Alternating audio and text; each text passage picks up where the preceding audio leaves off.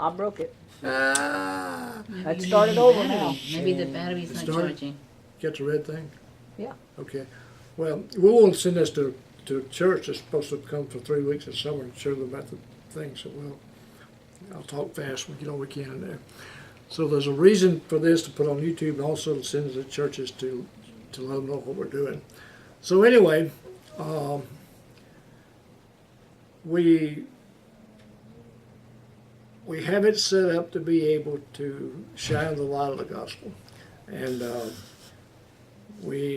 this trip, we ministered, and we also worked on our place in order to get it completed so we can really begin to minister 100%. So we went down to Bob Farley's one Sunday, got up Sunday morning, drove 100 miles, got there, and her grandson, Howie, for you Eds and Evans who don't know, these guys know him because he comes here and teaches. He's 19 years old now, but he's been preaching since he was about 10 years old. And he was just ordained. We ordained him in our church about a few months ago. And so Howie went down, he preached. He's got cerebral palsy, he's in a wheelchair, and he's disabled as far as walking or doing some other things. But he's got a brilliant mind, and he's perfectly normal in every other way, and he's just a real inspiration. So he preached in Bob Farley's church while we're there. There are probably 30, 40 people there. And Amber is her niece, her granddaughter, who has grown up with Howell. They've been just like that growing up. And she interprets for him because he can't talk plain enough sometimes to understand him good. It depends on the situation that day. But she always interprets to make sure that everybody understands what he's saying. And they've been doing this for years. So they preached at Bob Farley's, and she also took her daughter, Loretta, who's Amber's mother, and she's got a beautiful voice, and Loretta sang during that service. But we had a good service, and it was really good. Then we got to meet folks afterwards. We got to talk to Bob Farley about what he's doing, his dreams, his vision, and so we got to minister there. Then we ministered during the week. We went out during the week, and Leland, the Marine, and Loretta, myself, and some others, we went out and just talked to people about the Lord. We went to bus stops, asked them if they mind if we sang. Loretta would sing for them, and then we would talk about the Lord and just witness to them, and not high pressure, invite them to come to church. We went to a guy named, what's Shakey's name? Wendell, who has a mild case of cerebral palsy, who we don't think he's a Christian yet, but he has this little cafe, and we went there, we talked to him, and when we go there, Leland plays a harmonica. He's got 3 or 4 harmonicas, and Wendell plays the guitar. So they got the guitar out and the harmonica out, and there were some people from Wisconsin who came in to eat, and so they got to play the guitar and kind of talk about the Lord as they were playing Christian songs on the guitar and the harmonica, and witness to those people. So we had just a variety of ways that we were able to witness. I went down to by myself one day to see about some tiles that we were ordering for a castle in Dangriga, which is about 20 miles from us on the ocean. And I went down there and spent a few hours, and then I went to see about something else. And, I was sitting there watching television and watching a bowl game, and the guy that waited on me was named Levi, and he was a real nice, clean-cut young man, maybe 19, 20 years old, maybe even younger. And I went outside to eat at the table, and he came out there and we started talking. And he asked me what I was doing there. I told him about our place, what our purpose was. and he became interested. And then we started talking about the Lord, and I said, well, do you go to church? And he said, I'm not going to church now. I used to, but I'm not going to church now. And I just said, well, why not? And he began to tell me he really didn't have a reason. I think he just lost interest and drifted away. And so we talked about that a while, and I tried to encourage him to get back in church. And we talked about whether he was really saved or whether he wasn't saved, if he was a Christian or he wasn't a Christian. And then he began to ask if he might. I didn't tell you this part. If he might could help part-time work at our place, because he only works there part-time, and maybe come up. He said, if you can call me before some people come and let me make my work schedule, I may can come up and help you guys do some stuff. So I got his address, his phone number. So who knows? But anyway, just meeting people in passing. God gave us a chance to talk to people about the Lord, and we didn't pressure them, but we just shared Jesus with them. And then Amber, Henrietta's granddaughter, planned a big kind of a vacation Bible school thing for the kids the last night we were there, and she did one last summer with them. Before that, Leland wanted to have a concert with him and Loretta and Amber, and do a concert for the people, and then share about the Lord as the Christian concert was going on. So we went to this orphanage above us, and we borrowed some chairs, put them in the truck, loaded them up, and then one of the guys that's working on our castle, Anthony, arranged to rent the community center, or just let us use it for free. It was a big community center. It probably would seat 400 or 500 people. But we got that rented, or at least given to us. So we went all up and down the road, put signs out, talked to people, went to places, told people about the concert that was coming. So then we got there that night, and we got a big bus. It's 18 people. It's got Lost World Jungle Lodge written on it, and so we used the bus to go down to pick the people up and bring them to the community center. And then we got the people there, and they came from different places. And then we had a lot of kids there. So they sang, and he played the guitar and the harmonica, and sang, and Amber and Loretta sang a whole bunch of beautiful hymns and songs, Christian songs. And then as they were singing, they would stop between the songs and tell about Jesus and about salvation, and just talk about the Lord. And the people listened, and they really paid attention. And there's a guy named Pedro Jr. that we've known since the first time we went to Belize, and he was a little kid when we first went. And we've been kind of real close friends with him all this time, and he's still close friends with us. And he came to see us. He showed up that night. He sat there. He listened. We don't know about his salvation yet. If he's, a lot of people think they're saved, and they claim to be, but they don't seem to have the fruits to live the Christian life, and they still haven't changed their behavior. So you have to be careful and not assume sometimes. So we just keep preaching and witnessing and loving him. And so we hope that he is, but we still want to continue to reinforce that and continue to talk about the Lord and just be a positive influence. So that was a good night. Then the last night we were there, Amber did all this mostly on her own, her highway, and she went out and talked to the kids all over the neighborhood, and said, well, about 4 o'clock, 4:15, and they took the bus. I think, the bus, and they went out, and they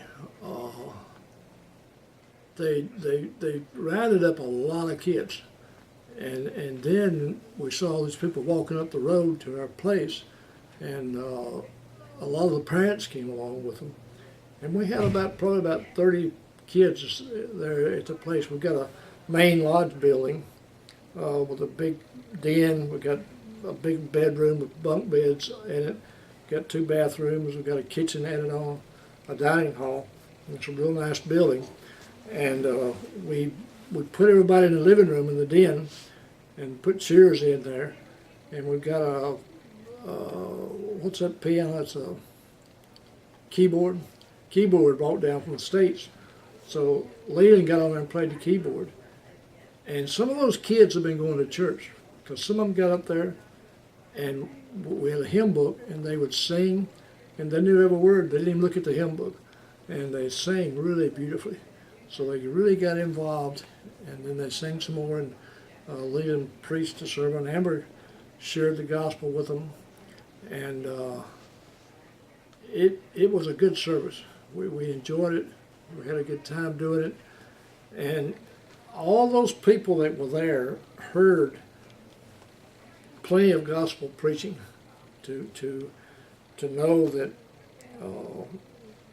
they'd heard the story of salvation, that they'd heard.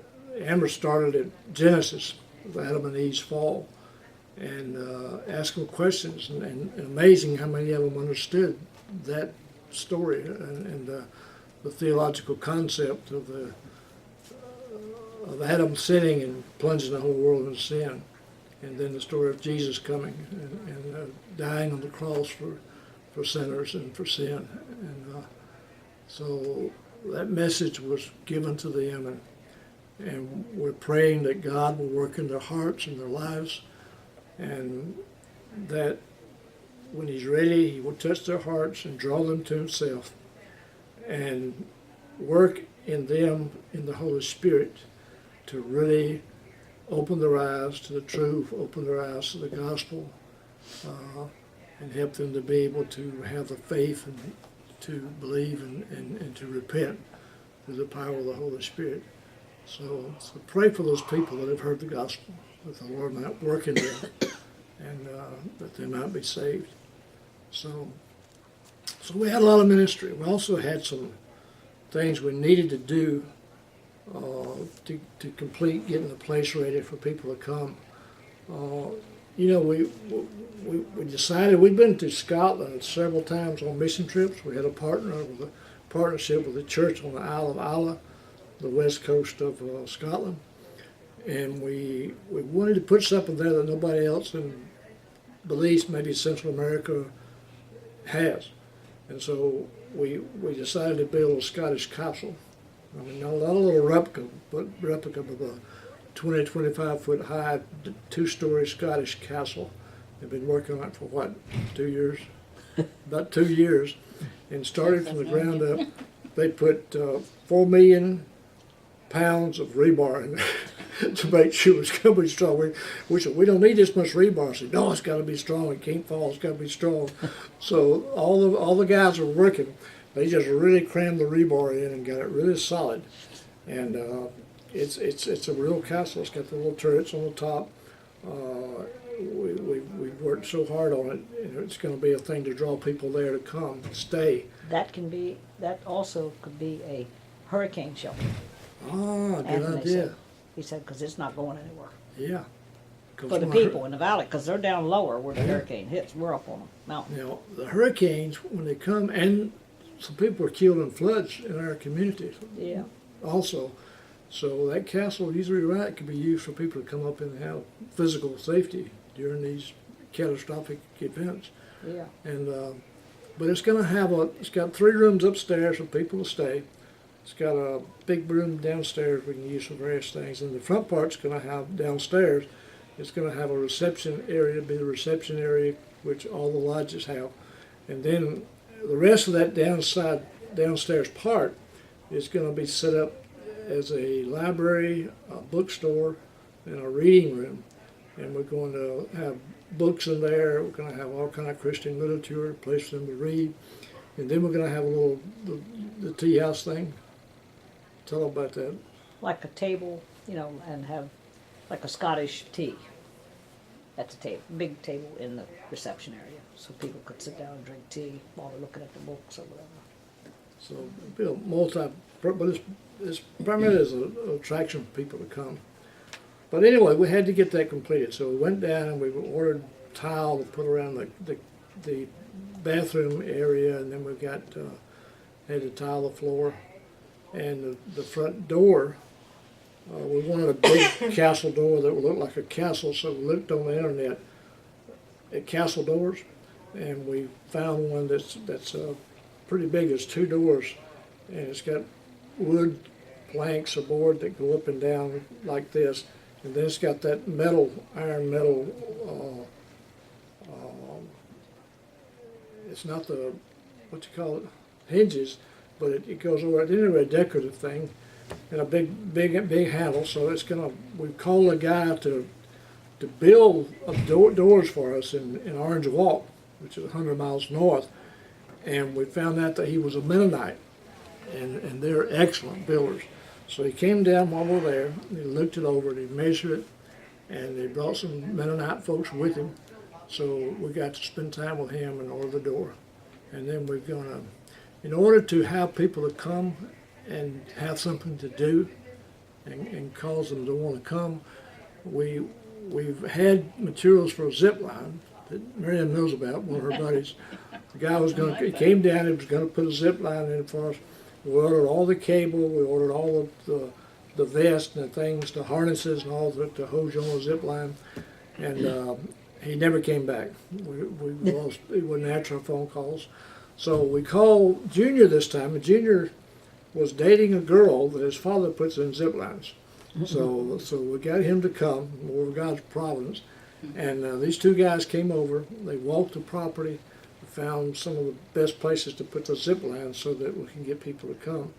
And again, the zip line is going to be good. It's going to be something that will attract people, we hope. But the reason we're attracting people is ultimately so that we can have some kind of witness to them about the Lord. So we had And also for money to help the people in Belize. right, The money you would make off the lodge. and we've know, been so able we to help can- them some already. Yeah. But the more money we You make, have and to have the money better to it do come. anything. Yeah, and to be able just to pay for the expenses of Yeah. running the place. But I mean, we had something encouraging time before last when we went down, because a lot of people don't understand exactly what we're doing, but it actually happened for us, and God worked it out. Our goal is to attract people to come there, to have a good time, but also to hear about the Lord, and then we're going to have mission teams from different churches to come down and specifically do ministry. And we've got a church in Kentucky, which we're talking to right now, a friend of ours, who's planning to bring down a group of maybe 8 or 10 this May and June. We're actually June, first 3 weeks in June, to stay 3 weeks and bring a team down to minister and to help build some things that we want to work on as far as the church and the other buildings, and just do whatever the Lord has for them to do. So we're excited about that. They're from Elizabethtown, Kentucky, and we've become very, very good friends with the pastor over the phone, and we're excited about it. He's an ex-military guy, he's a young guy, and so we're excited about that. But, you know, we were blessed that time, like last time, because the Lord let us test out a tourist coming there to the castle and being able to be witnessed to. And we didn't plan it. It was in God's providence. He just did it. We were going home from Belmopan, the capital, which is about 35 miles from our place, one day in the yellow bus. and there were 2, 3, 4 of us on the bus. Well, we left Belmopan and had this huge bus stop on the side of the road. And we looked over there, and we saw these 2 tourists standing there. And they were typical young people who would be traveling in foreign countries on a shoestring budget. They kind of looked like hippies, which is all right. And they had, they had their jungle clothes on, and they had the big backpacks. And the guy had a big old bushy head of hair and a great big red beard. And they looked pretty cool, I thought. So we saw them standing there, and we stopped the bus. We said, where y'all going? They said, well, we're going down to Dangriga, which is about 20 miles south of us, and we're going to find a hotel. So we said, well, why don't you get in our bus? Instead of riding the Belize bus, you can go with us for free. We'll ride you down to our place as far as we go. And then there's a bus stop there. You can catch on and go on to Dangriga. And they said, well, sure, we'd love to go. So they started jumping on the bus. Well, what we didn't realize was, and we didn't notice, was there was about 5 or 6, maybe 7 Mennonite people with the Mennonite attire on. All had the same thing, And they were standing over to the side of the two young people. So they, I guess, assumed that that's the bus they were invited to. We didn't even see them, notice them. So as soon as the young people, 2 guys got on, the guy and the girl, here come all the Mennonites right behind them and got on the bus. We didn't even realize it. So we didn't stop them. We just said, come on, get on the bus. So they just assumed, I guess, that they should get on there too. So here come these 2 hippies on the bus, and about 7 Mennonites with their uniform look on. It was quite a contrast as they came on the bus, and they all came in, and we spoke to them, got to know them, and they all sat down. So we took off. So we went so far down, about maybe 10, 15 miles, and the Mennonites said, well, we need to get off here. This is our place, our home. So we stopped the bus. All the Mennonites, they were nice to us and told us thank you. And they got off, they paraded off and walked off down to their place, and the hippies were still there. So we talked to them as we rode down the road, and our young people, Amber, Highway, and all those guys were with us, and they kind of, got to know them and kind of hit it off. So the closer we got to our place, they started asking questions about our place. And we said, well, why do you, instead of you guys getting off here waiting at a bus stop, and then go to Dangriga, it's going to be dark, and you're not going to know, it's going to be hard to find a place, and we're going right to our lodge right now. Why don't you just come and stay at our place? And they thought about it, and they said, well, we'll just do that. So we devised a plan whereby that in the future, if we couldn't get business, we would go by the bus stops and kidnap tourists, put them in our bus, and they'd have to go with us because we wouldn't stop the bus till we got to our place. But that was as a joke, but it might work. But they said, yeah, we would like to go. So we went on down and took them to our place, and I have a hard time remembering their names. Do you remember them? Goshka. Goshka was the girl from Poland. And her boyfriend was from Italy. Yeah, he was Italian, but they lived in England. He lived in England, yeah. So I forgot his name, but they Where were they traveling to? They were going to Argentina. Argentina. Eventually. Walking. Yeah, with the backpacks. But they were going from country to country on down to Central America. 1 year. Yeah. Just kind of like on faith. I'm sure they had some money with them, or maybe they would get some from a bank in England. But they were pretty brave, Yeah. So they happened to be Catholics from the old school, like we're talking about. And so anyway, they were very nice, and we had a good time. We took video of them. We took pictures of them. We fed them, and they actually, after they left, we went south down to Belize, and we went back home to here, and they actually came back by on the way out of Belize and stayed at our place and worked with Jeff, our caretaker, and did some work around the place just to, instead of paying board, they wanted to do that. So they were really nice, and they kept emailing us and sending us videos and photos and stuff of where they were going from country to country after they left us until they finally got to Argentina. They emailed us for about a year, telling us what they were doing.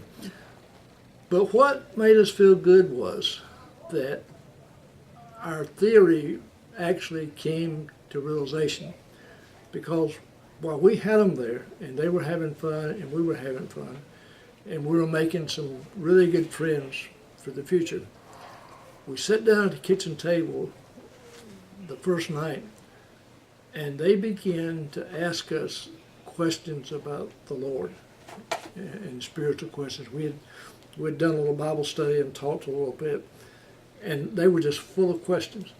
And every time they asked us a theological question and we tried to answer it, they would have another one. And we talked for at least 2 hours. And it wasn't that we were pushing the gospel down their throat and we're trying to cram it down their throat or pressure them. The Holy Spirit just opened up that opportunity for dialogue, and they freely, eagerly wanted to ask a lot of spiritual questions about the Lord, and we got to discuss them back and forth. We talked about their faith, our faith, and then we went through the soteriology, the fact that Jesus came and died for sins, and we really had a tremendous, earnest talk with them about the Lord that was reciprocal, because they just kept on asking questions. So it was encouraging to us that we actually had some tourists who came, some young people, and we did get to witness to them, and we did get to tell them about the Lord. And that fulfilled, that night, the dream and the ambition of our whole project is to get people to come there so they could be fed spiritually and talk to them about the Lord. So that was really neat. And so we've had others since then that every time people have come on a team or something, we've ended up sitting around talking about theology or talking about the Lord or teaching. So we're excited about that, and we're excited about how many more people through the years will be able to come there and be able to. And let me close with this. I don't know if y'all are familiar, but there's a guy named Francis Schaeffer. And Francis Schaeffer was a Presbyterian young man years ago that went to Westminster Seminary in Philadelphia and other places. He studied under Cornelius Van Til, and he went on to become involved in Presbyterian Church. He became kind of disenchanted with some different denominations have various aspects of liberality or whatever. But anyway, he felt a call to go to Switzerland and begin a ministry there. So he and his wife, they went to Switzerland. They bought a place they called Le Brie up in the mountains, and they opened this place where anybody that wanted to come could come there and stay, and they would house them. They would let them, wash dishes or whatever, just like this couple did with us. And he would just talk to them about the Lord, and he would share with them. And he wrote all these books, which were very, very well written and widespread through his ministry. And Le Brie became a very important mission post for evangelism throughout the world. And it's back in the 60s when all the chaos was going on, and so many young people were searching for something in their life. And they would come there and they would talk about the Lord and talk about spiritual things. And he had a tremendous ministry throughout his life. And so when we started our Lost World Jungle Lodge or Retreat Center, we kind of had in the back of our mind Le Brie and how that was used to really glorify the Lord. So thank you for letting us share with you today about our trip. And,